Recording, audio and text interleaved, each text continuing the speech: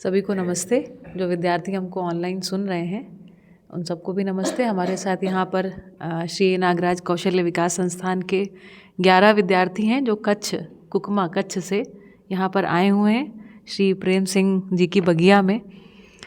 प्रेम चाचा जी जो हैं सहअस्तित्ववादी आवर्तनशील जो खेती है ना, उसको बहुत बढ़िया तरीके से कर रहे हैं। आपने हमारे विद्यार्थियों के साथ 2 सत्र भी लिए हैं, तो विद्यार्थी आपसे थोड़ा परिचित हैं। आपके ऊपर जो यूट्यूब वीडियोस वगैरह या आपने जो टेड पे जो टॉक दी है उसको भी इन विद्यार्थियों ने देखा है, तो मोटा मोटा आपसे ये परिचित हैं। आप इन विद्यार्थियों से परिचित नहीं हैं, है ना। तो आज के सत्र में हम शुरुआत करेंगे जिसमें हम एक एक करके आपको सभी से परिचित कराएंगे। सभी विद्यार्थी अपना नाम है ना और साथ में किस तरीके का काम करने में इंटरेस्टेड है, ये कोर्स उनको कैसा लग रहा है अभी तक सो फार। हालांकि बहुत थोड़े से सत्र हुए हैं तो उस आधार पर ही सही है ना, लेकिन आप बताइएगा कैसा लग रहा है, क्या अच्छी बात लग रही है। एक आध लाइन में कुछ अच्छी बात भी रख सकते हैं कि इस कोर्स की आपको क्या अच्छी बात लग रही है। ठीक है, वहाँ से शुरू करते हैं। तो सबसे पहले मैं अपना ही परिचय दे देती हूँ। मेरा नाम शालिनी है और श्री नागराज कौशल्य विकास संस्थान की एक तरीके से मैं डायरेक्टर हूँ और हम आपको आवर्तनशील अर्थशास्त्र विषय पढ़ा रहे हैं, लेकिन उसके मूल में मूलतः मध्यस्थ दर्शन सहअस्तित्ववाद से आपका परिचय करा रहे हैं। ठीक है, चलिए। हमारे साथ हमारे श्रीमान जी जनक हैं जो कि इस समय कैमरा ऑपरेट कर रहे हैं और आप सभी के लिए ये विषय, ये वस्तु, ये वीडियो उपलब्ध हो जाए इसके लिए तत्पर हैं। ठीक, धन्यवाद। सुहानी। मेरा नाम सुहानी है। मैं डीवोक में अभ्यास करती हूँ। मैं आगे जाके खेती करना चाहती हूँ। कितनी खेती है आपके पास? 17 एकड़। कितने भाई बहन? 4। कितने भाई कितनी बहन? 3 बहनें एक ही भाई है। 3 बहनें एक भाई। अभी कुछ खेती का काम करती हैं? नहीं, अभी तक तो नहीं किया। अभी तक नहीं किया। खेत गई हैं? गए हैं। मेरा नाम डांगर रिद्धि है। मैं डीवोक का कोर्स करती हूँ और मुझे खेती में बहुत इंटरेस्ट है, खेती करना चाहती हूँ। और हम 5 भाई बहन हैं, 4 बहनें और 1 भाई है और 50 एकड़ ज़मीन है।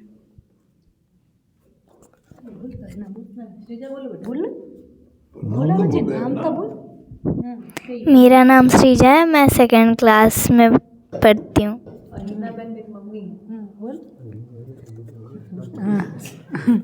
नमस्ते सभी को।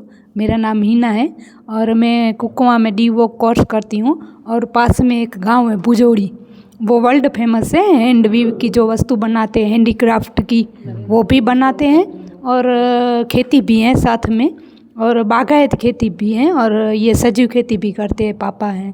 और पशुपालन भी है साथ में, हमारा गाय है। Thank you.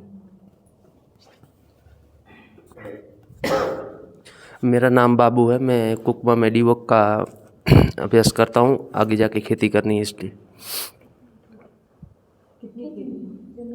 ज़मीन 15 एकड़।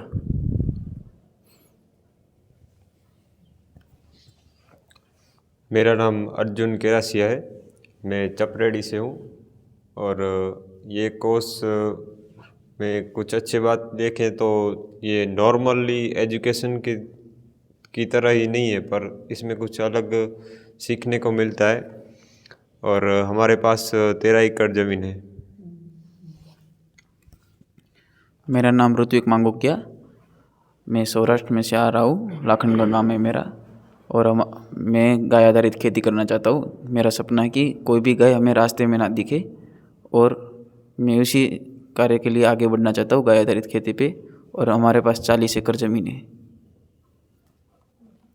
मेरा नाम किराय घनश्याम है। मैं कुकमा में डीवोक का कोर्स कर रहा हूँ और हमारे 3 एकड़ ज़मीन है। कम है लेकिन मेरे को इसमें इंटरेस्ट बहुत ज़्यादा है, इसलिए मैं ये कोर्स करना चाहता हूँ। मेरा नाम प्रवीण है। मैं डीवोक में अभ्यास करता हूँ। मुझे भी गौशादी का खेती करना चाहता हूँ और हमारे पास करीबन 100 एकड़ ज़मीन है। मेरा नाम जिग्नेश है। मैं पद्दर का रहने वाला हूँ। मैं कुकमा डीवोक कोर्स कर रहा हूँ और मेरे को भी खेती में बहुत इंटरेस्ट है और ऑर्गेनिक खेती के इरादे से ही मैंने ये कोर्स ज्वाइन किया है। ये सक्रिय है खेती में? अभी मैं खुद खेती करता हूँ। और साथ में ये कोर्स करता हूँ 3 घंटे। हमारे पास 20 एकड़ ज़मीन है। इसको ताप संतुलन का विषय बहुत समझ में आया, ध्यान दिया इसने इस बात पर। जी, मेरा नाम राजेश है और मैं अटल नगर से हूँ और मैं भी कुकमा में डीवोक का कोर्स करता हूँ और खेती करनी है इसलिए ये ज्वाइन किया। खेती 10 एकड़ है। दिलूपा जाडेजा, सरकारी नौकरी में के रिटायरमेंट के बाद ज़मीन लिया और इसके ऊपर ज़मीन खेती चालू किया है। कितनी की? 20 एकड़ है। सौराष्ट्र में? नहीं, कच्छ में। कच्छ में। लीजिए जी, बढ़िया। तो आज की चर्चा को हम संवाद की तरह रखेंगे, मतलब एक संवाद है, जो भी सहज ही प्रश्न आए उनको लेकर के अपन आगे बढ़ते हैं। हम सबसे आज धरती की जो स्थिति है वो छुपी नहीं है, है ना। मानव मानव के बीच में देखें तो युद्ध हो रहे हैं, चाहे व्यक्तिगत स्तर पर देखें तो मानसिक रूप से भी हम बहुत सारे व्यवधानों में फंसे रहते हैं, बहुत सारा कन्फ्यूजन हमारे अंदर बना रहता है, अस्पष्टताएं बनी रहती हैं, है ना। परिवार में देखें तो व्यक्ति व्यक्ति की परस्परता में भी वही दिखाई पड़ता है ना, कि एक कलह क्लेश की जैसे वातावरण बन जाता है परिवार में। उसके बाद जो हमारे छोटे छोटे समुदाय हैं उनके बीच में भी संघर्ष की स्थिति दिखती है। फिर वहाँ से हम देखें तो चाहे राज्य राज्य को देख लें, एक राज्य अगले राज्य से अपने को श्रेष्ठ बताने की बात करता ही रहता है, ये भी दिखाई पड़ता है। देशों में भी हमको यही बात दिखाई पड़ती है ना। और धरती की हालत तो किसी से छिपी नहीं है। क्लाइमेट चेंज एक ऐसा सच है जो सभी को कहीं ना कहीं मुझे लगता है काफ़ी भयभीत कर रहा है। और अब ये आवश्यकता आ गई है कि हम अपनी अगली पीढ़ी को इस बात के लिए तैयार करें कि हमको सिर्फ खेती नहीं करनी है, हमको सिर्फ पशुपालन नहीं करना है। अब हमको एक तो जो कोर जो सही अस्तित्ववादी नियम है या जो नियम है प्रकृति के सहज सिद्धांतों को समझ करके इस तरीके से वो खेती करना है, पशुपालन करना है कि धरती समृद्ध हो, है ना। तो धरती को हमने काफ़ी विनाश की स्थिति में लगभग कगार पे ले आए हैं, है ना। तो इस पर आधारित हम एक चर्चा को रखेंगे। मैं बात को शुरू करती हूँ, बात को थोड़ा दिशा देने के आशय से। यूनाइटेड नेशंस की तरफ से सस्टेनेबल डेवलपमेंट गोल्स, है ना, ऐसे सतत विकास के कुछ लक्ष्यों को उन्होंने निर्धारित किया चाचा जी, है ना। उसमें कहते हैं कि पहला लक्ष्य है नो पॉवर्टी, कि कोई भी व्यक्ति गरीब ना रहे, है ना। दूसरा लक्ष्य कह रहे हैं ज़ीरो हंगर, कोई भी आदमी खाली पेट ना सोए। देखिए मानव की कामना कितनी सुंदर है ना। यूएन के माध्यम से कामनाओं को व्यक्त किया है, कार्यक्रम उनके पास नहीं है कि ये कैसे होगा। तो आज हम उसी कार्यक्रम को लेकर के चर्चा करेंगे कि पहले कह रहे हैं कि कोई गरीब ना हो, दूसरा कोई भूखा ना रहे, तीसरा कह रहे हैं गुड हेल्थ एंड वेलबींग, है ना। तो अच्छा सभी का स्वास्थ्य हो, और वेलबींग जो है ना वो एक मानसिक स्वास्थ्य की भी बात कर रहा है, जिसको हम लोग कहते हैं स्वास्थ्य संयम। आपको पढ़ा है ना, संयम मतलब मना स्वस्थता, मानसिक रूप से भी समाधानित हों हम। फिर क्वालिटी एजुकेशन। अब लेकिन क्वालिटी एजुकेशन क्या है ये बात पता नहीं है, मगर लिखा है चौथे नंबर पर क्वालिटी एजुकेशन। फिर कह रहे हैं क्लीन वाटर एंड सैनिटेशन, है ना, जो व्यवस्थाएं हैं, है ना, उस पानी की बढ़िया साफ स्वच्छ पानी की व्यवस्था हो। फिर कह रहे हैं और साफ इसको क्या बोलते हैं, सैनिटेशन को, जल निकास की बढ़िया व्यवस्था हो, है ना। अफोर्डेबल एंड क्लीन एनर्जी, ऐसी ऊर्जा, ऐसी, है ना, ये बिजली वगैरह हमको उपलब्ध हो जिससे प्रदूषण ना हो, है ना। ये आपको पता है कि अभी हम कोयला से जो बिजली बनाते हैं या रेडियो एक्टिव एलिमेंट्स के माध्यम से जो हम नाभिकीय रिएक्टर के माध्यम से जब बिजली बनाएंगे तो उसका जो वेस्ट होता है, न्यूक्लियर वेस्ट जिसको बोलते हैं, उसके कारण से प्रकृति को नुकसान होता है, ठीक है। Decent work and economic growth ये चाहते हैं, है ना। Industry, innovation and infrastructure, reduced inequalities, असमानताएं समाप्त हों। जो गरीबी अमीरी के बीच की जो खाई है ना, कोई बहुत ही अमीर है, कोई बहुत ही गरीब है, इस पूरे धरती भर के कुछ चुनिंदा, कुछ मुट्ठी भर परिवार, ऐसा कहते हैं 13 परिवार हैं जो पूरे इस जो सिस्टम है उसको कंट्रोल करते हैं, पूरे इकोनॉमिक्स को कंट्रोल करते हैं। फिर लिखा है सस्टेनेबल सिटीज़ एंड कम्युनिटीज़। हाँ भाई, अब ये बड़ा प्रश्न आएगा कि भाई सिटी जो है सस्टेनेबल हो सकता है कि नहीं, लेकिन लिखा है सस्टेनेबल सिटीज़ एंड कम्युनिटीज़। देखिए ये बड़ा सुंदर है, क्योंकि यहाँ पर कहीं पर भी विनाश की कल्पना नहीं है। यहाँ ये नहीं कह रहे हैं कि एक समय पर है ना सस्टेन हम ना कर पाएँ और सब भले चला जाए, तो ऐसा चाह रहे हैं कि सस्टेनेबल सिटी हो और कम्युनिटीज़ हो। Responsible consumption and production. Responsible मतलब एक वो आवर्तनशीलता में बना रहे, है ना, इसको रिस्पॉन्सिबल कंजम्पशन एंड प्रोडक्शन लिखा है। फिर लिखा है क्लाइमेट एक्शन। क्लाइमेट एक्शन, क्योंकि क्लाइमेट चेंज हो रहा है तो ऐसा हम कुछ करें कि जलवायु परिवर्तन को हम रोकें, है ना। लाइफ बिलो वाटर, मतलब जो समुद्री जीव हैं उनका भी संरक्षण हो। लाइफ ऑन लैंड, जो ज़मीन पे रहने वाले पशु पक्षी हैं। फिर उसके बाद चिड़िया वगैरह जो है आकाश में उड़ने वाले इन पक्षियों, क्योंकि एक्सटिंक्शन एक बड़ी समस्या है। एक्सटिंक्शन मतलब विलुप्तीकरण। बहुत सारी प्रजातियां विलुप्त हो गई। आपको पता होगा 80% जो रीढ़ की हड्डियों वाले जो जीव जानवर हैं वो विलुप्त हो चुके हैं ऑलरेडी, ठीक है। और प्रतिदिन कुछ स्पीसीज़ विलुप्त हो रही हैं, काफ़ी तेज गति है इसकी। Peace, justice and strong institution, तो शांति की बात कर रहे हैं, न्याय हो और जो संस्थाएं हों, है ना, वो मजबूत हों। और लिख रहा है 17वां जो लिखा है पार्टनरशिप फॉर द गोल्स, और इस लक्ष्य को प्राप्त करने के लिए पार्टनरशिप। इस तरीके से 17 गोल्स सेट किए हैं यूएन ने, यूनाइटेड नेशंस ने। मतलब इस लगभग इस देश के सभी जो राष्ट्र हैं वो ये चाहते हैं, है ना, कामना के रूप में उनके पास ये बात है। और कार्यक्रम के रूप में आप सभी को पता है कि मध्यस्थ दर्शन सह अस्तित्ववाद इन सभी गोल्स को अचीव करने के लिए परिवार मूलक ग्राम स्वराज्य व्यवस्था, और इस व्यवस्था के लाने के लिए चेतना विकास मूल्य शिक्षा, चेतना विकास मूल्य शिक्षा की स्थापना के लिए जीवन विद्या योजना। जिस जीवन विद्या योजना के तहत मुझे इस बात का प्रस्ताव मिला, आपको इस बात का प्रस्ताव मिला, और ऐसे कई सारे लोगों, जैसे आपके पिताजी को इस बात का प्रस्ताव मिला, आदरणीय मनोज सोलंकी जी को इस बात का प्रस्ताव मिला, जिसके माध्यम से हम लोगों ने इस विषय को समझा और समझने के बाद लगा कि इसका शिक्षा में आना आवश्यक है। और ये इतनी अद्भुत बात है कि ये शिक्षा में बहुत आसानी से भी आ सकती है ना, क्योंकि किसी रंग, नस्ल, मत, पंथ, संप्रदाय, जाति, भाषा, लिंग, क्षेत्र आदि के में बांट करके बात नहीं करती है ना। मानव की जो मूलभूत चाहत है उस पर ये काम करना चाहती, कर सकती है ना, उसमें ताकत है, इतना हमको स्पष्ट हुआ है।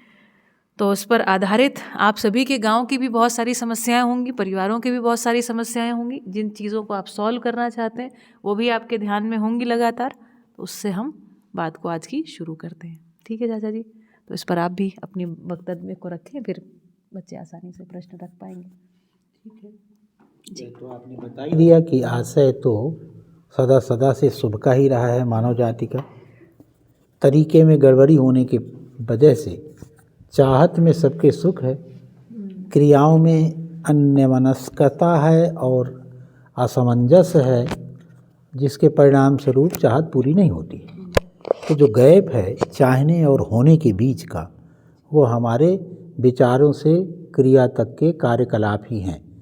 तो हम शुरू कर सकते हैं विचारों से, क्रियाओं से अनुमान तो बनता ही है। तो ये 17 गोल तो इस समय की जो वैश्विक पूरे विश्व के लोग एक तरह से चाहते हैं, ऐसा माना जाएगा। यूनाइटेड नेशंस के हैं। यूनाइटेड नेशंस एक ऐसी संस्था है जो द्वितीय विश्व युद्ध के बाद प्रकाश में आई, जो आपस में लड़ाई झगड़ा करते थे उनके निपटारे के लिए, और एक कुछ कॉमन रूप से वैश्विक लक्ष्यों को निर्धारित किया, और करते भी बहुत कुछ हैं। अभी आप लोगों ने सुना हुआ कि जहाँ कहीं भी प्राकृतिक आपदाएं आती हैं, यूनाइटेड नेशंस उसमें सक्रियता से भागीदारी करती है। अभी गाजा में एक बड़ा मास केयर हुआ, वहाँ पर भी यूनाइटेड नेशंस ने हालांकि उतनी तत्परता से नहीं निभाया, लेकिन निभाया। अभी भी सब जगह अपना योगदान देते हैं, और विश्व इस बात के लिए सहमत है। उनके बजट में यूनाइटेड नेशंस के लिए कुछ न कुछ 17 गोलों के लिए पर्सनल टारगेट भी होते हैं, उसके लिए पैसा भी निकालते हैं वो लोग। तो इसको अपने से कैसे देखते हैं, सब लोग इस पर विचार करें। जैसे हम एक एक को भी ले सकते हैं, अथवा इसमें 5 ग्रुप भी बने हुए हैं, ये 5 पीस कहलाते हैं वो। हाँ, ये 17 गोल के कुछ ग्रुप्स हैं कि इस तरह के क्रियाकलाप से ये 5 गोल ऐसे, और है ना, पीपल पार्टनरशिप, इस तरह से पीस, पर्यावरण को क्या कहते हैं, एनवायरनमेंट आदि के हिसाब से। तो इसको अपने से कैसे देखते हैं? जैसे पहला ही गोल ले लेते हैं, कोई भूखा, क्या गरीबी, गरीबी, हाँ, जीरो हंगर। दूसरा पहला क्या है? No poverty. पावर्टी क्या है?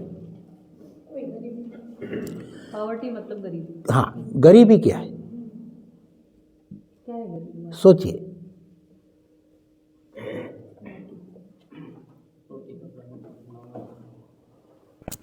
गरीबी की कोई सार्वभौमिक परिभाषा है क्या पूरी दुनिया में? आपके अनुमान से बोलिए, क्या चीज़ है गरीबी? जिसके पास रोटी कपड़ा मकान ना हो, शायद वो गरीब। जीवन चलाने के लिए जो जरूरी, माइक लेंगे ना तो अच्छा रिकॉर्ड होगा, हमेशा के लिए अपने पास रहेगा। जीवन चलाने के लिए न्यूनतम जो साधन चाहिए वो होने चाहिए। ये आपकी परिभाषा है। अभी आप तमाम करोड़पतियों को जानते होंगे, क्या वो अपने को अमीर मानते हैं? नहीं।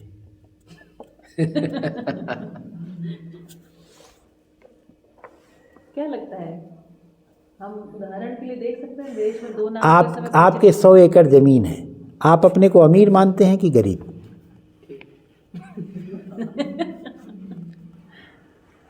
आपके कितने एकड़ बताई? 15 एकड़ में गरीब मानते हैं कि अमीर? माने अमीर दिख जाता है तो उसके सामने गरीब मानते हैं, और उसी गांव का जिसके एकदम भूमि नहीं है उसके सामने अमीर मानते हैं। तो अमीरी गरीबी एक रिलेटिव वर्ड है जिसका कोई मीनिंग नहीं है, ठीक है ना? इसके बीच में क्या एक शब्द है जो चाहते हैं सब, उसका नाम है समृद्धि। समृद्धि सब चाहते हैं, और समृद्धि का मतलब जिसको 2 रोटी में छकना है उसको 2, जिसको 4 लगती है उसको 4 मिले, समृद्धि। तो गरीबी अमीरी का जो मानक भौतिक आधार पर तय करना चाहते हैं, यह एक बड़ी गलती है अर्थ निकालने में। इस वजह से इसका कोई सार्वभौम मीनिंग निकाल के नहीं आया। जिस स्टैंडर्ड को हमारे देश में क्या कहते हैं, वो एक क्या होता है, गरीबी रेखा ही होती है, मानते हैं, वो तो मृत्यु रेखा है यूरोप की। और मृत्यु वहाँ की जो गरीबी रेखा है, हमारे यहाँ के अमीर हैं उतने। तो इस तरह इसका कोई सार्वभौमिक मानक पूरी दुनिया में है नहीं है, ये रिलेटिव है।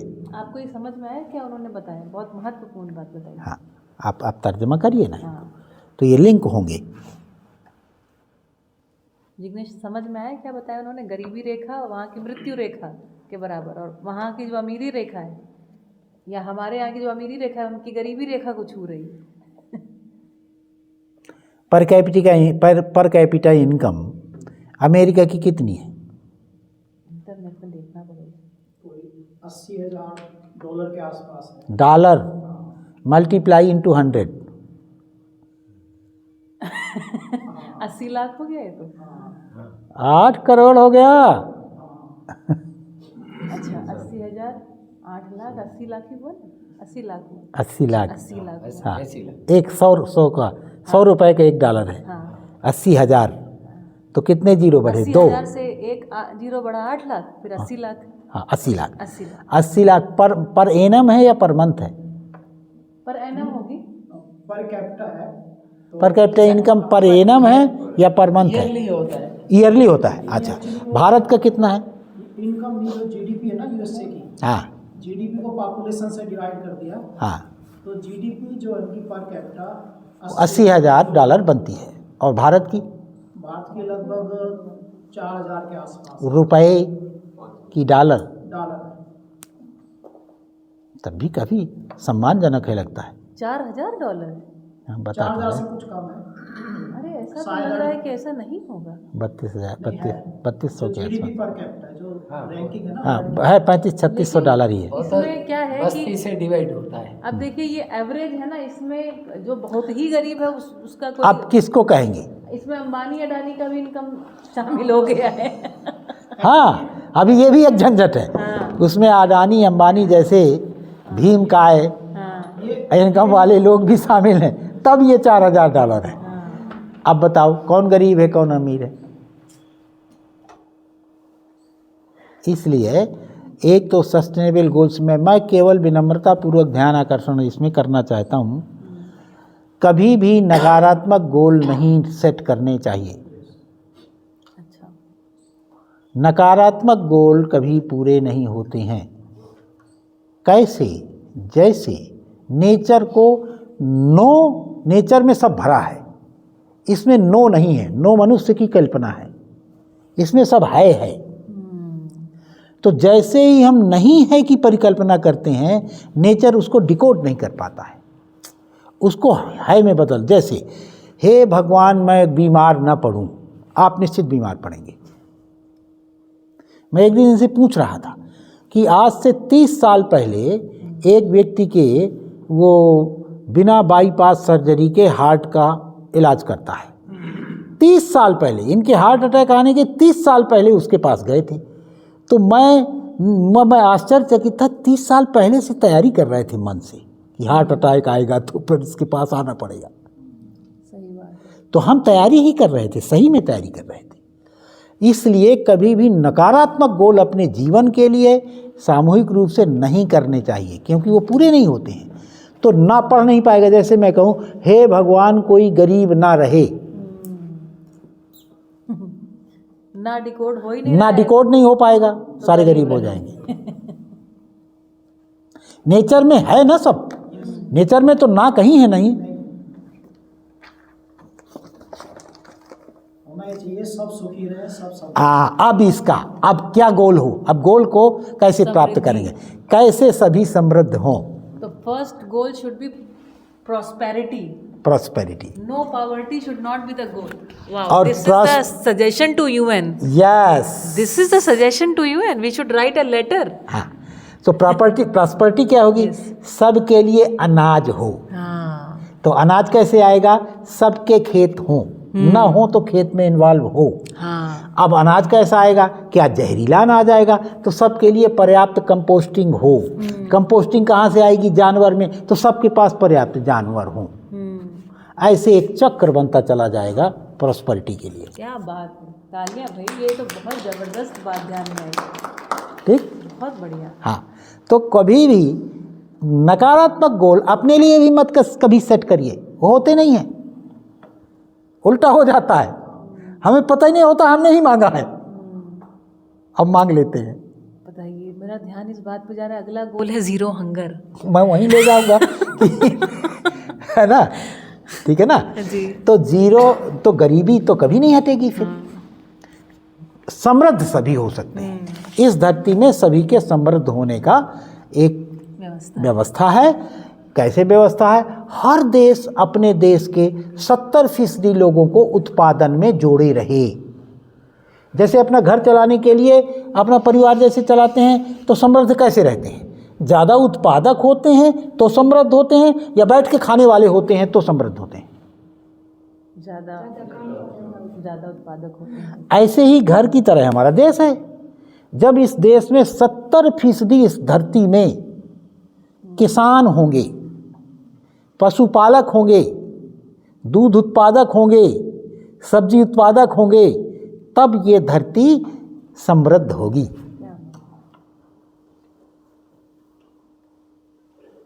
तो क्या गोल बना? कैसे अब अचीव कर सकते हैं? हमें अंतर्राष्ट्रीय स्तर पर ऐसी नीतियां बनानी पड़ेंगी कि उत्पादकों को राष्ट्रीय कार्य घोषित करवाना पड़ेगा। अपने आप ये बच्चे 15 एकड़ ज़मीन छोड़ के, 10 एकड़ ज़मीन छोड़ के, 100 एकड़ ज़मीन छोड़ के, हम सम्मान नहीं है इस वजह से घूम रहे हैं। हम सम्मान राष्ट्रीय स्तर पर हो जाए। राष्ट्रीय स्तर पर सम्मान का मतलब समझते हैं? अभी जैसे डॉक्टर इंजीनियर्स को हम सम्मानित दृष्टि से देखते हैं, समाज में भी उनका सम्मान होता है। ऐसी लड़कियों लड़कों दोनों की शादी आसानी से हो जाती है। ऐसे लोग कुछ अचीव करते हैं तो उनको कुछ अवार्ड्स दिए जाते हैं। ये सभी चीज़ें इस तरीके से एक सम्मान प्रतिष्ठा की बात होती है जिसको सब अचीव करना चाहते हैं। जी, और इसके अलावा लोकतंत्र में सम्मान होता है संसद और विधानसभाओं में जगह, नीति बनाने की जगह में स्थान, ये सम्मान है। तो अभी तक आपके जैसे भारतवर्ष का उदाहरण लें, हर साल 12 सांसद मनोनीत होते हैं राष्ट्रपति के रिकमेंडेशन से। वहाँ पर राष्ट्रीय काम करने वाले सभी लोगों को भेजा जाता है। खिलाड़ी गए, डॉक्टर गए, वैज्ञानिक गए, कोई किसान गया आज तक? जाना चाहिए। बिल्कुल जाना। अगर जाने लगेंगे तो कुछ तो बड़े काश्तकार सोचेंगे यार मैं किसान बना रहा हूँ तो मुझे भी नंबर मिल सकता है, कोई तो मोटिवेशन हो।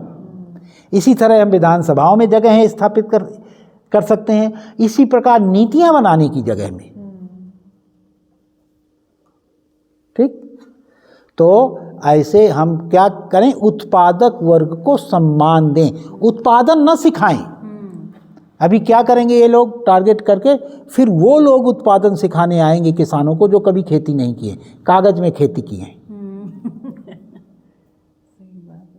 और कागज में खेती करने वाला जैसे ही वास्तव में खेती करने वाले को सिखाने जाता है तो जो उसको आता है वो भी भूल जाता है, उसको तो कुछ आता ही नहीं है।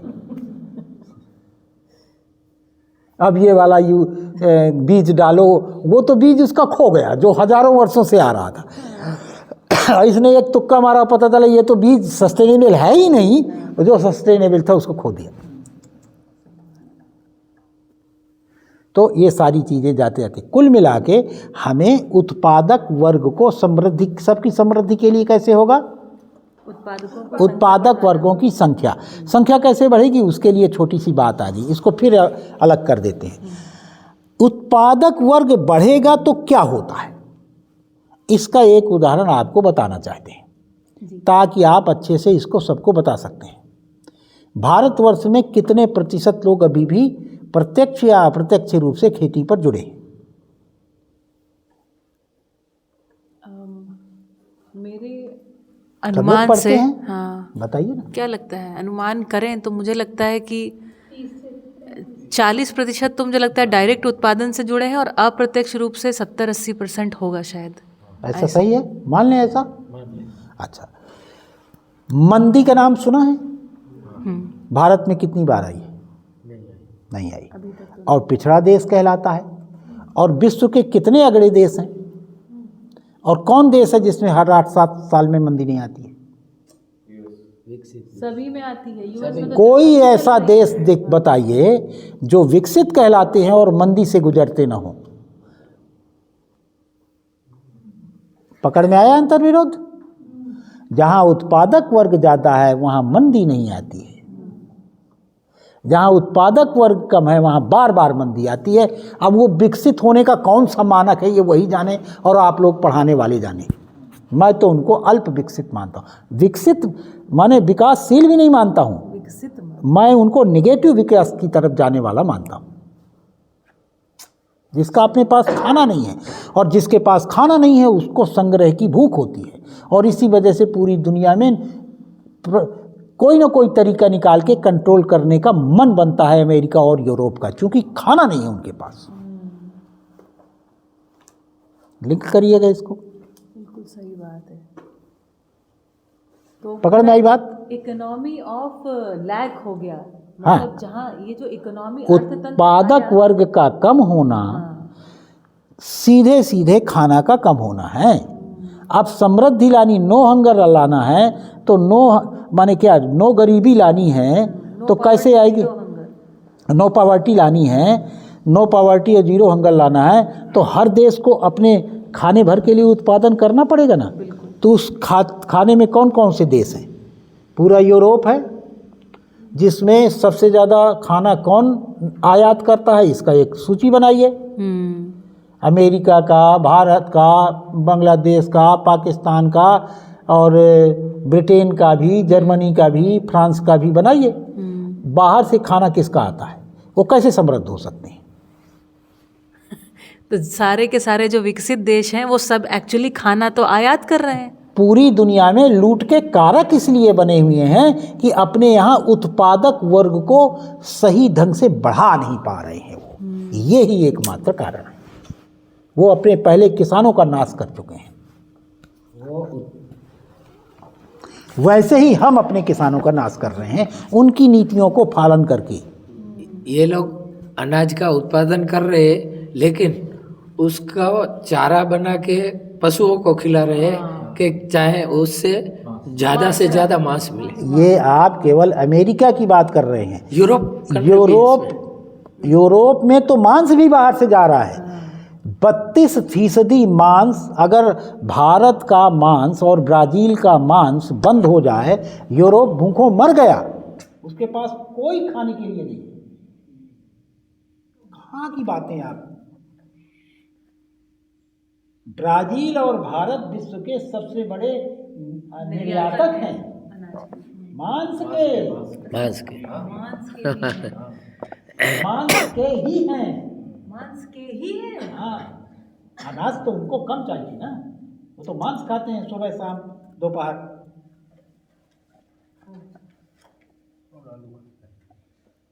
ये छोड़ दीजिए इस गलतफहमी को। ये अमेरिका में है, तो अमेरिका ने अब क्या किया, उसने मक्की उगाई और मक्की का तेल बनाता है, और तेल बनाने में जो रॉ मटेरियल बनता है उससे पशुओं का फाडर बनाता है। उस फाडर को पशुओं को खिलाता है, उस पशु को स्वयं खाता है। इस तरह से वो साइकिल पूरा करता है। यूरोप नहीं, अलग अलग है। अभी एक वीडियो देखा था सूडान का, इजिप्ट का। हाँ। तो वहाँ बड़े बड़े फार्म लेके वो घास उगाते हैं और वो वहाँ एक्सपोर्ट करते। इजिप्ट यूरोप नहीं है। हाँ, मतलब यहाँ से देखिए, पूरा साफ रखिए इस सब बातों को। इस धरती में नो पावर्टी आनी है तो यूरोप को अपना खाना उगाना पड़ेगा, क्योंकि यूरोप मंगोल से लेकर वहाँ पर 10 महीने तक जाड़ा होता है। वहाँ पर खाना उगाने की परिस्थितियाँ नहीं हैं। यही विश्व की त्राण होगा कि उनको खाना उगाना सिखा दिया जाए। वाह, ये तो एक अद्भुत क्रांतिकारी पूरी दुनिया से की छाती का पीपल हट जाएगा अगर यूरोप ने अपना खाना उगा लिया। भारत क्यों आ रहे थे वो, अफ्रीका क्यों गा रहे थे, अमेरिका में क्यों वहाँ के सारे नेटिव लोगों को मार डाला, क्यों पूरी ऑस्ट्रेलिया में नेटिव 11% एबोरिजिनल्स रह गए हैं, क्यों? खाने को नहीं है उनके पास यूरोप वालों। अगर पूरी इस धरती की पिछले 4000 सालों से जो परेशानी से मुक्त होना चाहती है विश्व, यूनाइटेड नेशंस, वह यूरोप को खाना सिखा दे और यह नीतिगत स्तर पर तय कर ले कि हर देश अपने देश में 70% उत्पादक वर्ग रखेगा। इंडस्ट्री को उत्पादन में नहीं माना जाएगा, अपने आहार आवास अलंकार के लिए उत्पादन करे। उसको पिछड़े वर्ग देश में गिना जाए जो अपना खाना, कपड़ा और मकान का सामग्री बाहर से मंगाता है। वो संकट है। ये स्टैंडर्ड होना चाहिए, ये मानक होना चाहिए कि ऐसे देश, ऐसे देश जो कि अपने आहार आवास अलंकार मतलब जो सामान्य आकांक्षा की वस्तुएं हैं, अगर वो बाहर से मंगा रहे हैं तो उनको हम पिछड़ा गिने। हाँ, तब जो है ये नो पावर्टी और जीरो हंगर वाली बात हो पाएगी। पूरे विश्व का नक्शा बदलने लगेगा। उसमें हम कहाँ खड़े होंगे? हम तो अग्रणी हो जाएंगे, अग्रणी देशों में हो जाएंगे। अच्छा, अग्रणी हैं कि नहीं है?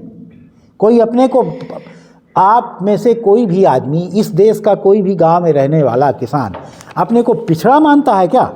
नहीं। तो ये किसने मोहर लगा दिया है कि हम पिछड़े? आप पिछड़ा मानते हैं, आप पिछड़ा मानते हैं, आप अपने को पिछड़ा मानते हैं। ये मोहर हमारे माथे में कौन लगाता है कि हम पिछड़े?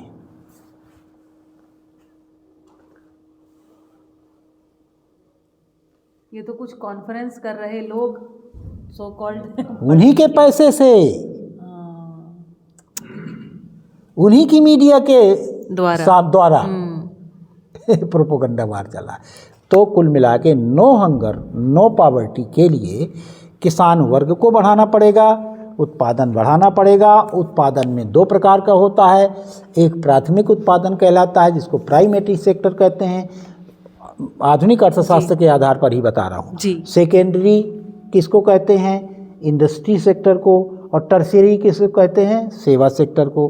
तो हर देश में प्राइमरी सेक्टर कम से कम 70% हो जाए, सेकेंडरी और टर्शियरी सेक्टर 30% के अंदर रहे, ये सलाह दे दिया जाए। क्या बात, बढ़िया।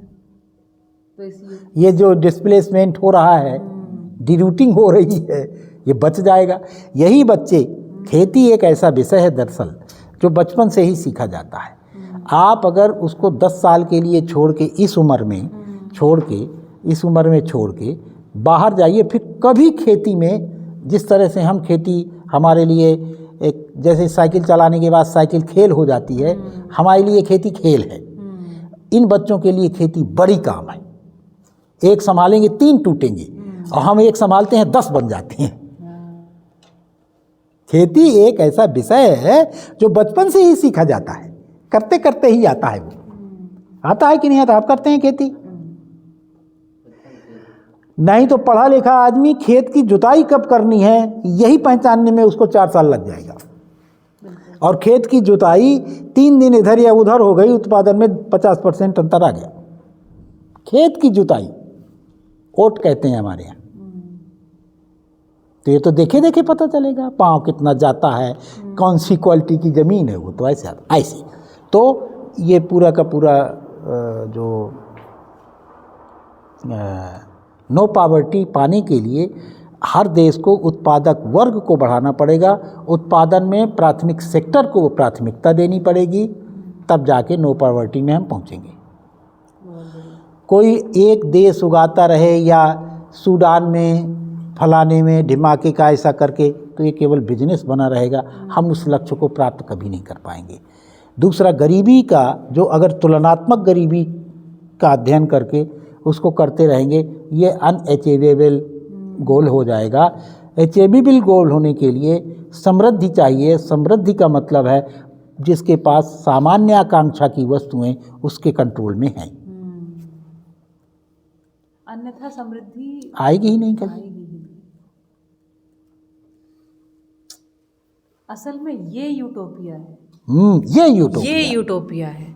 जबकि हम जो परिवार मूलक स्वराज्य व्यवस्था की जब चर्चा करते हैं, वो तो वास्तविकता है, वो वास्तविकता है। ये कभी मिलेगा नहीं, ये कभी मिलेगा नहीं।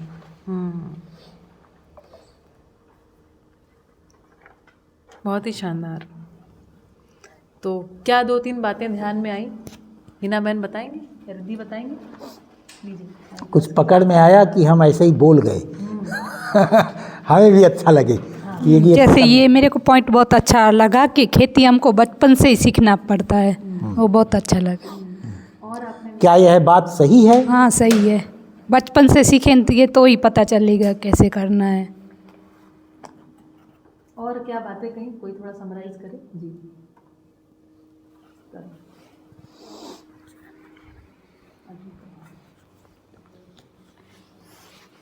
ये बात भी बहुत बढ़िया थी कि हमें नकारात्मक लक्ष्य कभी नहीं रखना चाहिए, और फिर थी कि धरती को समृद्ध कैसे बनाएं, तो उत्पादकों को बढ़ाएं और उत्पादन को भी बढ़ाएं। यानी जहाँ उत्पादक वर्ग ज़्यादा रहता है वहाँ कभी मंदी नहीं आती। क्या बात है, ये तो बहुत अच्छा पकड़ है, बहुत बढ़िया, रंगा खुश एक तो पकड़ा, सभी पकड़े हैं अभी आप देखिए तो सुनेंगे ना। जी, और बताइए कहाँ ध्यान गया? जिग्नेश, हाँ बोलो प्रवीण, बोलो। मुझे ये पॉइंट ऐसा लगा कि हम लोग खेडूत जो हैं वो पिछड़े हैं नहीं, लोगों को द्वारा बनाए गए हैं। क्या बात है, क्या बात है मेरे को भी वो अच्छा लगा, बचपन से ही खेती करना चाहिए, क्योंकि मैं भी जैसे 10 साल का था तभी से भी इसमें इन्वॉल्व हो चुका हूँ। अभी मेरे को सब पता है कि ऐसा करना चाहिए, ऐसा करना चाहिए, ये रोग आ गया तो इसका भी क्या करना चाहिए। अभी 20 वर्ष के बाद उसमें जुड़ेंगे तो वही पता नहीं चलेगा कि ये आ क्या गया है। इसलिए बहुत अच्छा लगा। और सभी देशों में सब अपना अपना 87% उत्पादक हो जाएंगे, आवास आहार और हाँ अलंकार रोटी का कपड़ा मकान। रोटी कपड़ा मकान, तो सभी समृद्ध हो जाएंगे शायद। बिल्कुल, बहुत बढ़िया। बिल्कुल। ये पता चला कि यूरोप अपना खाद्यान्न उत्पादन नहीं कर रहा है, वो दूसरे से मंगा रहा है। कभी नहीं किया, कभी नहीं किया। खाना ढूंढते हुए ही पूरी दुनिया के छाती में मूंग दली है। हाँ असली खाना बदोश है वो। हाँ असली खाना बदोश है। हाँ बहुत बढ़िया। हाँ? मुझे एक बात ये अच्छी लगी कि जैसे बच्चों ने बताया उत्पादकों को बढ़ाना, मतलब सभी को उत्पादन में भागीदारी के अवसर सुलभ हों, ये हमको चाहिए। ये हर देश की पॉलिसी होनी हर चाहिए। देश की पॉलिसी होनी चाहिए। फिर उत्पादकों का सम्मान, पहली बार ये बात मेरे ध्यान में गई कि जो मैंने बातें बोली पर आपने उसमें जोड़ा कि संसद में, विधानसभा में, लोकतंत्र में संख्या ही सम्मान है। तो हम वहाँ पर नीति निर्धारक हमारे किसान वर्ग से कोई जा ही नहीं रहा, हमारे मतलब ये कैसे आगे बढ़ेगा? तो फिर है ना, ये बात ध्यान में। और ये उस देश में हो रहा है जहाँ पर एक सर्वाधिक आबादी जो है पहले से ही खेती में रही। बताइए। लेकिन एक प्रति प्रश्न आएगा आपके पास जी, क्या हम किसान नहीं हैं? राजनाथ सिंह जी क्या किसान नहीं हैं? फलाने क्या किसान नहीं हैं? हम तो किसान के बेटे हैं। इस पर आपको स्पष्ट बात रखनी चाहिए। किसान होना और जमीन का मालिक होना या मालिक न होना, दोनों का कोई रिलेशन नहीं। बहुत बढ़िया, बहुत बढ़िया। जमीन की मालिकी किसान होना नहीं है। नहीं है। किसान हो, जैसे एक आईएएस अधिकारी का लड़का बिना आईएएस की परीक्षा पास किए आईएएस नहीं होता, जिस तरह से एक व्यापारी का लड़का बिना व्यापार किए व्यापारी नहीं होता, उसी प्रकार बिना किसानी किए किसान का लड़का किसान नहीं होता। बहुत बढ़िया, तालियां। ये तो किसान की भी परिभाषा होनी शेष है। और इस देश में जिसको किसान बाहुल्य देश कहते हैं ना, इस देश को जी, क्या आपको पता है कि संविधान में किसान परिभाषित नहीं है? ओह जी। ओह, तो ये भी ध्यान जाता है कि किसान की परिभाषा करनी पड़ेगी, करा जाए, संविधान में किया जाए। और जैसे ही संविधान में किसान की परिभाषा की जाएगी, पूरा पॉलिटिकल सिनारियो विल चेंज। क्योंकि ये किसानों का देश है। यहाँ 40% भूमिहीन किसान हैं, 20% ऐसे किसान हैं जिनके पास जमीनें हैं लेकिन किसान नहीं है। वो सब अपने आप उसमें छन्नी लग जाएगी। तो किसान की परिभाषा संविधान में है, न संसद में है। अच्छा। यह हमारी पहला परसुएशन होना चाहिए जब भी बात हो, क्योंकि ये प्रति प्रश्न आएगा, क्या हम किसान नहीं हैं? मेरे पास तो जमीन है। बिल्कुल। तो जमीन होना किसान होना नहीं है, या जमीन का न होना भी किसान होना नहीं है। किसानी न करना किसान होना है भाई। जमीन तो अभी भी किराए में है। जैसे आपके पास 100 एकड़ है तो आपकी थोड़ी है, वो टेनेंट एक्ट के तहत हमारे पास है। मेरे पास मान लीजिए 20 एकड़ है, तो 20 एकड़ तो टेनेंट एक्ट के, भारत सरकार ने हमको किराएदारी में दे रखी है ना, उसका हम भरते हैं ना कुछ। बिल्कुल, भाड़ा भरते हैं, हम किराएदार हैं। तो कुछ किराएदार हैं, कुछ किराएदार नहीं है, तो किराएदार थोड़ी मालिक हो जाता है। सही बात है। बहुत बढ़िया। आप लोगों से इसलिए चर्चा करते हैं कि आप बहुत सारी जगहों को प्रभावित करेंगे। करिए, ये मौलिक बातें हैं जहाँ से चेंज होगा, सीन चेंज होगा, पूरे देश के सोचने का तरीका बदलेगा। जी, देश और दुनिया का भी। बिल्कुल, बहुत सुंदर। तो एक दूसरी बात तो ध्यान में एक मतलब सनसना गई मैं तो सुन करके, ब्राज़ील और भारत मांस के सबसे बड़े निर्यातक। आपको नहीं पता था? मतलब वैसे पता था, ये तो संसद में भी इसकी आलोचना हुई है। नहीं मतलब हुई है ना, ये बफेलो मीट। मैंने इसके बारे में एक देखी थी डॉक्यूमेंट्री, एक रिपोर्ट भी देखी थी। लेकिन सबसे बड़े निर्यातक यहाँ पर जब हम पशु का हाय हाय कर रहे हैं, और सुनिए, भारत ही पहला था। अच्छा। ब्राज़ील तो अभी 2 साल से आगे हुआ है, इसके पहले भारत ही नंबर 1। इसका मतलब हमारी कथनी करनी में जबरदस्त भेदभाव है, क्या है, गड़बड़ है कुछ। बहुत ही अन्य मनस्क और नॉन विजनरी लोग उन पदों पर पहुँचे हुए हैं उसका नतीजा है उसका। अन्यमनस्कता, किसी तरह से हम पद में पहुँच जाएं, उस पद के योग्य हैं या नहीं है ये ना ध्यान देना, और कोई विजन नहीं, तो ये तो होगा ही। अन्य मनस्कता का मतलब समझे आप? मन कहीं और है, पहुँच कहीं और गए। जैसे किसानी अन्य मनस्कता से हो रही है, पढ़ यहाँ रहे हैं कि क्या किसानी कर रहे हैं फिर मन कहीं और है, शरीर कहीं और है, अन्य मनस्कता। इसको हिंदी का शब्द है, बहुत बढ़िया। लक्ष्य है सत्ता पाना, पहुँच गए, पद पा गए, हम IAS बन गए, और मन हमारा कहे का है अभी पेट पालने का, मानसिकता है अभी पशुओं की, और पा गए हम सचिव बना दिए गए, तो उनके बनाने से क्या हो गया? मेरा मन ही नहीं वहाँ लगेगा। हमें दे दिया गया भारत की पॉलिसी बनाएंगे, अरे अपने घर की तो पॉलिसी नहीं बना पाए, भारत की पॉलिसी उनके आपके कहने से थोड़ी बना पाएंगे वो, तो जैसे घर की बनाते हैं वैसे वैसे बना देते हैं वो। पॉलिसी बनाने से जो उस व्यवसाय से जुड़े लोगों को शामिल करना चाहिए। अभी तो ऐसा ही करते हैं किसानों के अलावा, जैसे फिक्की में, एसोचैम में, कौन कौन से इनके बड़े बड़े संगठन हैं विश्व स्तर के, इनके क्या क्या तो कहते हैं, फिक्की कहते हैं शायद एक को, व्यापारियों का संगठन है, एसोचैम है, फोकिया, हाँ तमाम हैं। तो ये सब मेंबर ही जाते हैं, व्यापारी ही होते हैं, इसमें कोई इसमें सरकारी अधिकारी नहीं होता। किसानों के निर्णय जहाँ होते हैं वहाँ पर किसानों के नाम पर पता नहीं क्या क्या भर लेते हैं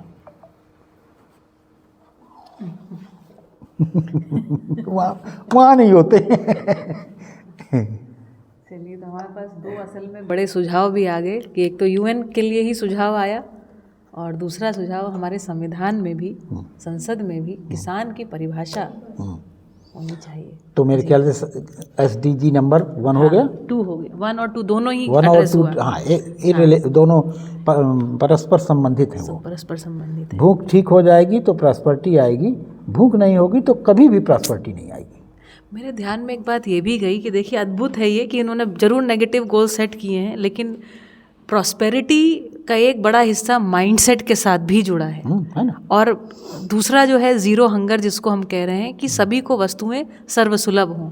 तो यदि मानसिकता होती है समृद्धि की, मतलब आवश्यकता से अधिक उत्पादन किया, और ये भी है कि हमने आवश्यकता से अधिक है तो दूसरों को दिया, मतलब ये जो संग्रह की मानसिकता से न चले। उत्पादक ही संग्रह मानसिकता से मुक्त होता है, समृद्ध मानसिकता में शिफ्ट हो पाता है। इसी वजह से कह रहे हैं। बहुत सुंदर, बहुत सुंदर। बिना उत्पादक हुए संग्रह मानसिकता से मुक्त होना संभव ही नहीं है। और उत्पादक भी किसका? सामान्य आकांक्षा की वस्तुओं का। बहुत सुंदर लाइन बोली। देखो, जैसे हमारे घर में ड्रम स्टिक्स उगती हैं, सेम उगती, जो भी आप लोगों के घरों में उगता है वो आप भर भर के किसी को देते ही, खरीद के कभी किसी को उतना सब्जी नहीं दिए होंगे है ना? होता है ना। तो कोई भी, चाहे जितना गरीब आदमी हो, आपकी दृष्टि में टमाटर के खेत में चले जाइए, आपको टमाटर दे के भेजेगा किसान। गन्ना पेर रहा हो, आपको छक भर रस पिलाएगा। पैसा मांगता है क्या? नहीं मांगता। आप भी नहीं मांगेंगे, आपको भी देने में मजा आएगा, वरना अंदर से जो गुदगुदी आएगी खिलाने में आएगी। सही बात है। तो प्रॉस्पेरिटी, और ये प्रॉस्पेरिटी माइंडसेट भी, या समृद्धि आती ही मतलब उत्पादक के पास है। हाँ, उत्पादन में भागीदारी से आती तो है। कितनी बड़ी बात हो गई। इससे तो ये निकल के आ गया कि उत्पादक होना ही सम्मान है। हाँ, और क्या है ना? अपना सेल्फ, जैसे हम उत्पादक हैं, तभी तो अभी तक इतना डिमोरल करने के बाद भी आज भी सबसे ज़्यादा किसान हैं। तो स्वसम्मान की वजह से ही तो है। बिल्कुल। अब हमारी परिभाषा कोई नहीं कर पा रहा है, इसलिए हम बच्चों को भेज देते हैं, बच्चों को भेज देते हैं। मेरे गांव की मैं बात करूं तो 50 साल पहले कोई दूध बेचता ही नहीं था। बताइए, सबके पास उदाहरण है। और बहुत दूर के उदाहरण नहीं है, 85 साल पहले उनके अपने देखे हुए के बाद। जी। छाछ वगैरह तो अभी भी फ्री में हमारे उधर मिल ही जाती है, गांव में फ्री मिलती है। तो कभी इसीलिए मिल जाती है कि दूध होता है ना। सही बात है। बहुत बढ़िया। ज़ीरो हंगर जो दूसरी बात है उस पर और चर्चा करने की ज़रूरत लगती है। बताइए, ज़ीरो हंगर गोल, कोई भूखे पेट ना सोए, मुझे लगता है हिंदुस्तान में ये भी काफ़ी हद तक अचीव्ड है ऑलरेडी। बिल्कुल है जी। देखिए, मैंने पिछली शताब्दी का अध्ययन किया था, एक रिसर्च की थी जी। 1820 से लेकर 1920 के आसपास तक का हमारे इस इलाके में 17 बार अकाल पड़ा। अच्छा। 17 बार, 7 बार पानी की अधिकता से और 10 बार पानी की कमी से। केवल एक अकाल में 1960-62 के आसपास के अकाल में डिस्प्लेसमेंट का 1860-62 के आसपास 3 साल का लगातार सूखा हो गया था, तो लोगों का मूवमेंट हुआ था। अदरवाइज हमारे किसानों ने ऐसे सिस्टम डेवलप कर रखे हैं कि 3 साल पर भी नहीं होगा तो भी कोई उनको परेशानी नहीं होगी। हम लोग जो अनाज सुरक्षित रखने की हमारी परंपरा है, वो पिछले साल का अनाज इस साल का अनाज जब आ जाएगा तब निकालेंगे और इस साल का अनाज सुरक्षित रख देंगे। सही बात। एक तो ये विधा। कुछ जातियों में जिसमें नॉमेडिक कल्चर के लोग ज़्यादा हैं, जिसमें यादव हैं, गडेरिये हैं, ये 3 साल बाद निकालते हैं। अच्छा, 3 साल का इनका चलता है, क्योंकि ये चारा चराने के लिए इधर से उधर, उधर से इधर ऐसे ऐसे घूमते रहते हैं ये। तो मान लीजिए कहीं ऐसी स्थिति पड़ गई कि इस साल भर का, तो वे 2 साल का सुरक्षित रखते हैं। हम किसान लोग 1 साल का सुरक्षित रखते थे। जो किसान नहीं थे, किसानों पर आश्रित थे लेकिन पशुपालक थे, तो वो 2 साल का रखते थे। तो इस तरह से बहुत सारी परंपराएं हम लोगों ने बना रखी थी, जो इस तरह के असामयिक परिस्थितियों से जूझा कैसे जाए। अब ऐसे समझदार समाजों में भूख से कौन मरेगा? पूरे गांव के लिए कलंक की बात है कि किसी के घर में यदि धुआं नहीं उठा है तो पूरा गांव परेशान हो जाएगा। छोड़िए खाना, किसी की शादी ब्याह की उम्र हो गई हो बिटिया की, पूरा गांव जब फिर भले ही उसकी मजम्मत करता हो, गाली गलौज करता हो, लेकिन शादी होगी। रह गया है कोई? आपने सुना है किसी गांव में ऐसा हुआ? यहाँ कैसे भूख मर सकता है कोई आदमी? लेकिन अब आपने अभी ऐसा कर दिया है। सामाजिक जिम्मेदारी बढ़ानी पड़ती है इसमें। तो सामाजिकता के बढ़ने से नो हंगर आएगा। तो इसमें गांव के पास यह अधिकार दे देने चाहिए और जिम्मेदारी भी देनी चाहिए। तो हर देश अपने देश के नीतियों में गांव को इसकी जिम्मेदारी देनी चाहिए। जैसे भारतवर्ष में तो गांव पंचायतें एक संवैधानिक संस्थाएं हैं, इन संस्थाओं को जिम्मेदारी दी जा सकती है।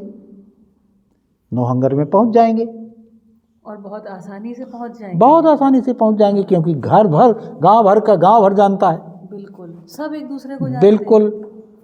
यहाँ तो कोई मतलब धांधली की जगह नहीं है। हमारे यहाँ दिक्कत ये हो रही है कि इस गोल को अचीव करने के लिए पीडीएस प्रणाली है। अब पीडीएस प्रणाली पर थोड़ी सी देख लेते हैं जी।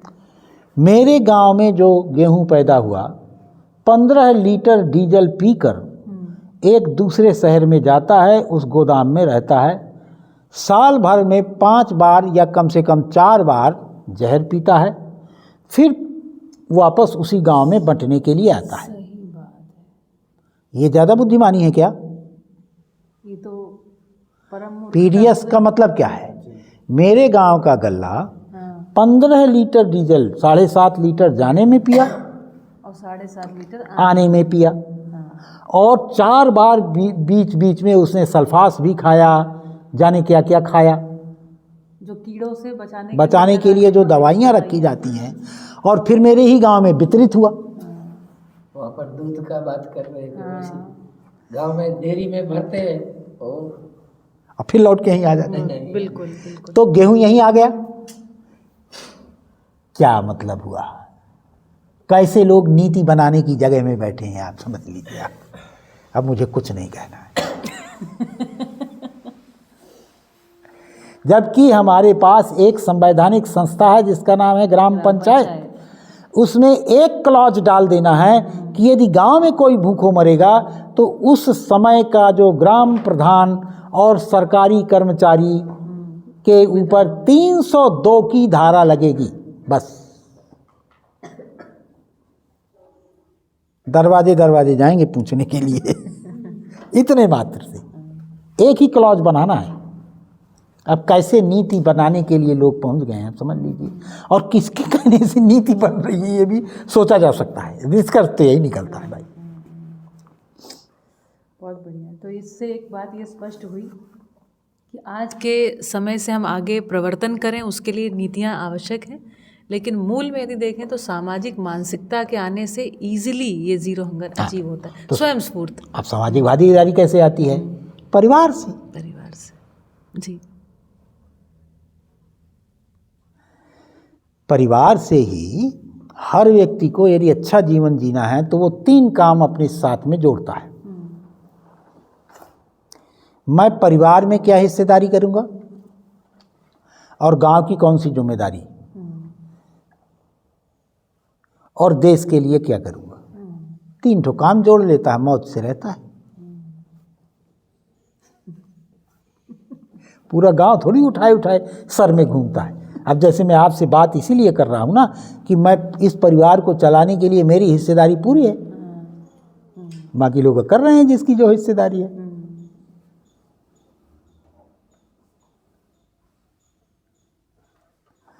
गांव के लिए जो बेहतरीन हो सकता है वो करते हैं। सही बात। और देश के लिए भी जो बेहतरीन हो सकता है हाँ, गांव के लिए बहुत सारी चीज़ें हैं। जैसे एक उदाहरण बता सकता हूँ, हमने बहुत सारे बर्तन रख रखे हैं, बड़े वाले भगोने, और ये कि 500 आदमी आ जाए किसी के यहाँ तो तुरंत उसको टेंट ना भगना पड़े और प्लास्टिक ना लाना पड़े। तो यहाँ से थाली ले जाओ, गिलास ले जाओ, भगोने ले जाओ, ये ले जाओ, वो ले जाओ, प्लास्टिक ना आए ये सख्त है। तो गांव के एक काम कर दिया, इतने भर में हम खुश रहते हैं। इसके अलावा भी कर लेते हैं जब कोई आ गया, लेकिन एक जिम्मेदारी की। अभी इसमें हमसे कोई माने हमको ये भी कह सकता है कि तुम्हारे पास ये वाला नहीं है, हम मंगाएंगे, क्योंकि हमने जिम्मेदारी ली है, शिक्षा से ली है जिम्मेदारी। इसी तरह हर व्यक्ति एक जिम्मेदारी ले सकता है। गांव गांव हो गया, छोटा छोटा सा काम है ये, पूरे गांव को सर में नहीं उठाना है। मेरे यहाँ मैंने कहाँ से सीखा, मेरे घर खेत में रहता हूँ मैं। ये खेत में एक भरखरिया नाम का एक व्यक्ति हमारे साथ रहते थे। अच्छा। वो साल भर में गांव के 2 बार एक ही काम करते थे, उसके अलावा जीवन भर किसी ने नहीं किया। नवदुर्गे के 7वीं के दिन थाल लेकर वही घूमेगा। अच्छा। उसका हो गया एक ठो काम गांव का।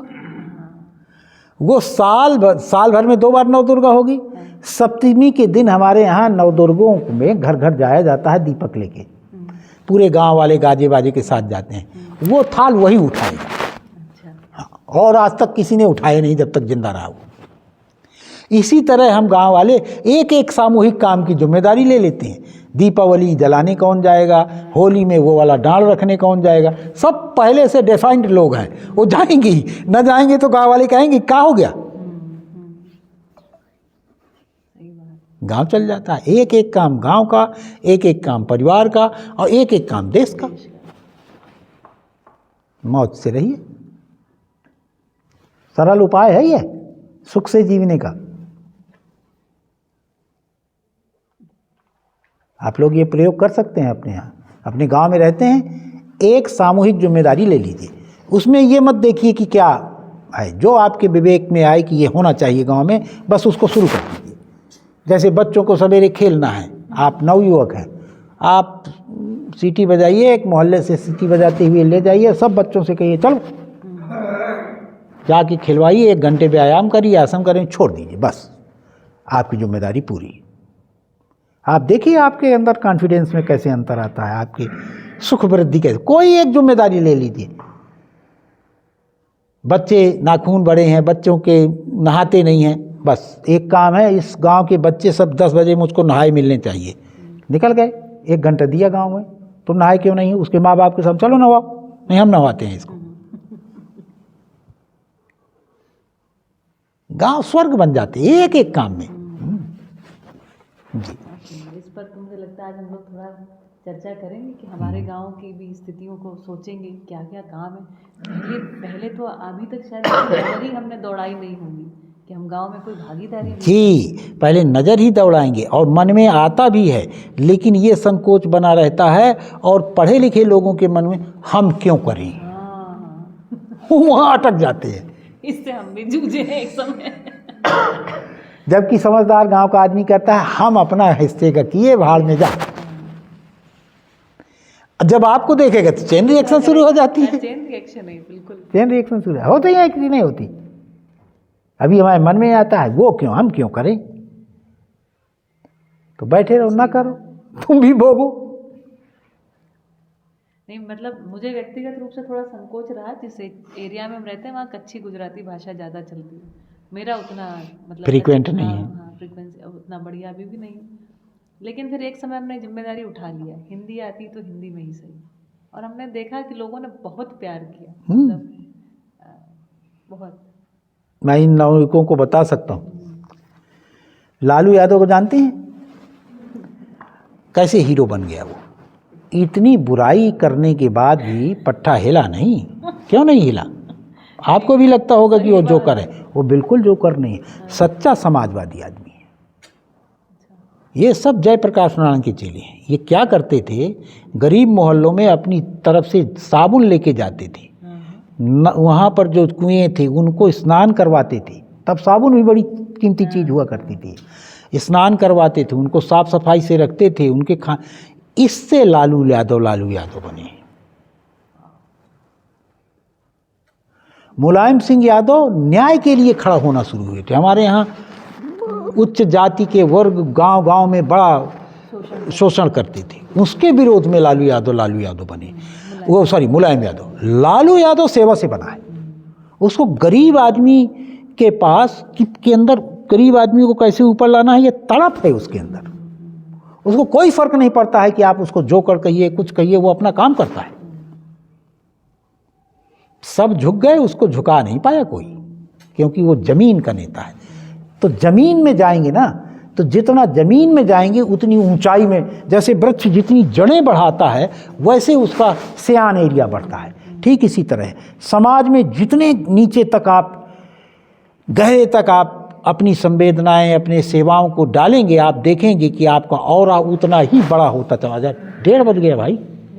हाँ, वो बेचारे वो सब परेशान होंगे। हाँ, तो खाना खाया जाए, वो लोग परेशान होंगे। ठीक है ना? मुझे लगता है कि सत्र का पहला भाग यहाँ रोकते हैं, समय का पता ही नहीं चल रहा है। हम लोग इतने मन लगा के सुन रहे हैं, जल्दी है ना दूसरे सत्र से के लिए भेंट होगी। नमस्कार। नमस्कार जी।